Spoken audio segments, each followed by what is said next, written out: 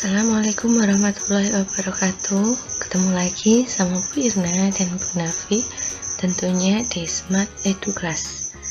Kemarin kita sudah belajar tentang pertumbuhan dan perkembangan tumbuhan pembelajaran 1 dan 2. Hari ini kita akan belajar tema 1, subtema 4, pembelajaran 3 dan 4, khususnya di kelas 3. Sebelumnya kita berdoa dulu ya. Bismillahirrahmanirrahim. Semoga hari ini kalian sehat semua ya. Kita mulai aja ya. Bunga adalah bagian dari tumbuhan. Bunga diperlukan dalam proses perkembangbiakan sebagai tumbuhan. Ada banyak jenis bunga yang ada di sekitar kita. Berikut ini adalah bunga kebanggaan Indonesia. Bunga nasional Indonesia. Beberapa negara memiliki bunga nasional. Bunga nasional adalah bunga yang dapat mewakili karakteristik sebuah bangsa dan negara. Misalnya, bunga tulip dikenal sebagai bunga negara Belanda.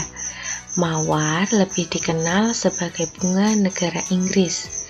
Indonesia memiliki 3 bunga nasional. Sebutan lain untuk bunga di Indonesia adalah puspa. Bunga melati putih disebut dengan puspa bangsa. Bunga anggrek bulan disebut dengan puspa pesona. Bunga Rafflesia arnoldi disebut dengan puspa langka. Bunga yang berwarna-warni dapat menjadi ide dalam membuat karya. Masih ingatkah kamu dengan kerajinan mozaik?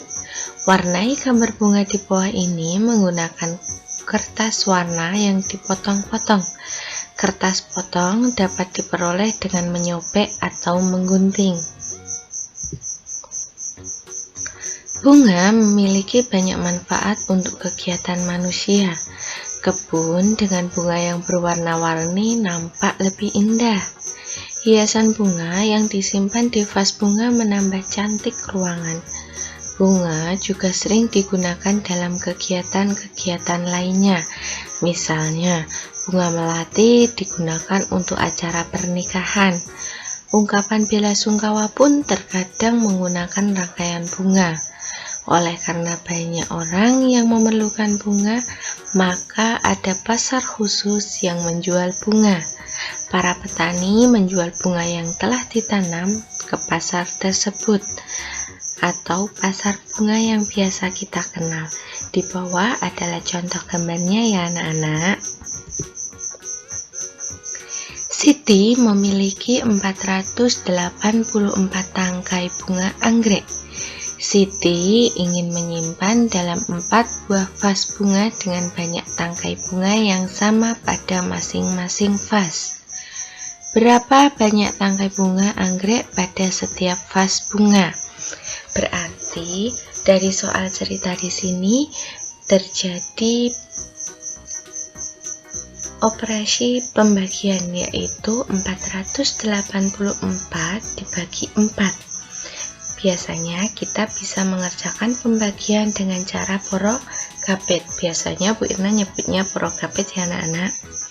Kita buat garisnya. Ada lengkuknya. Lengkuk ini menandakan pembagiannya. Bilangan 484 kita masukkan dibagi 4. 4-nya ada di lengkukannya.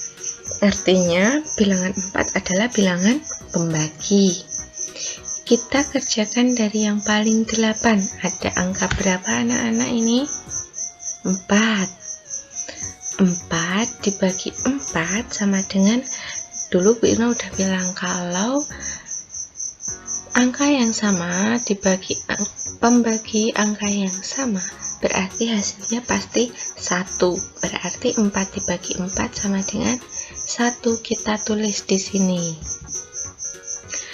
Nah, kalau tadi kan ini naik ya, 4 dibagi 4 sama dengan 4 bagi 4 sama dengan 1. Sekarang 1 kita kalikan 4, hasilnya taruh di sini. Berarti berapa 1 dikali 4? 4. Pinter. Kita kurangkan. 4 dikurangi 4, 0. Betul. Kita turunkan angka 8-nya. 0-nya kita anggap tidak ada. 8 dibagi 4 sama dengan pembagian itu adalah perkalian yang dibalik. Berarti ini kalau dibalik, titik-titik dikali 4 sama dengan 8. Berarti kita coba ya, 1 kali 4 hasilnya 4. Berarti bukan. 2 kali 4 sama dengan 8. Berarti jawabannya adalah 2. 2 kali 4 sama dengan 8. 2-nya kita tulis di atas. Seperti tadi kita kalikan bilangan pembaginya. 2 dikali 4 sama dengan 8. Kita kurangkan. 8 dikurangi 8, 0. Kita turunkan 4 karena kita masih punya satu bilangan. Kalau misalnya cuma 48 berarti kita sudah selesai. Tapi kita masih punya satu angka, yaitu 4. Kita turunkan. 4 dibagi 4, 1 sama ya. 1 kali 4 sama dengan 4. Kita kurangkan sama dengan 0. Ketika hasil akhirnya sudah 0 dan bilangannya sudah habis, berarti ini adalah hasilnya. Berarti 484 dibagi 4 sama dengan 121. Jadi banyak tangkai bunga anggrek pada setiap vas bunga adalah 121 tangkai. Perkembangbiakan tumbuhan dengan umbi. Perkembangbiakan tumbuhan juga dapat dilakukan dengan umbi. Ada umbi batang, umbi lapis, dan umbi akar. Kentang dan umbi jalar adalah contoh tanaman yang berkembang biak dengan umbi batang. Bawang dan bunga bakung berkembang biak dengan umbi lapis, sedangkan wortel dan singkong berkembang biak dengan umbi akar. Di sini ada persamaan dan perbedaannya. Persamaan yang pertama, dari perkembangbiakan 3 umbi terdapat di dalam tanah. Kemudian tempat penyimpanan cadangan makanan itu sama tempatnya. Kemudian yang terakhir dapat digunakan sebagai alat perkembangbiakan. Kalau perbedaannya, yang pertama, umbi batang terbentuk dari batang yang mengembang. Umbi akar terbentuk dari akar yang mengembang. Sedangkan umbi lapis terbentuk dari lapisan daun yang tersusun bertumpuk. Perbedaan yang kedua, umbi batang tumbuh tunas pada bagian umbi batang. Umbi akar tumbuh tunas pada bagian umbi akar. Umbi lapis tumbuh tunas pada bagian pangkal daun. Yang terakhir, umbi batang memiliki akar tunggang, sedangkan umbi akar memiliki akar serabut, dan umbi lapis memiliki akar serabut. Berbagai jenis umbi-umbian. Umbi-umbian merupakan makanan yang sangat digemari oleh sebagian besar penduduk Indonesia. Umbi-umbian dapat diolah menjadi berbagai makanan. Hari ini, Siti dan teman-teman belajar memasak. Mereka membuat makanan dari bahan singkong, yaitu getuk. Mereka bekerja bersama-sama.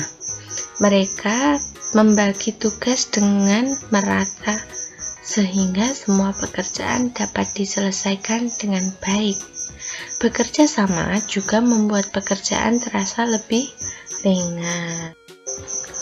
Terima kasih, pembelajaran hari ini sudah selesai ya anak-anak. Semoga bermanfaat untuk kita semua. Oh iya, jangan lupa ya, selalu jaga kesehatan, makan makanan bergizi, dan jangan lupa sholat mengaji. Sebelumnya, Bu Irna akhiri.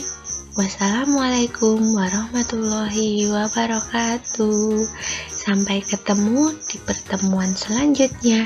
Jangan lupa subscribe dan like video ini.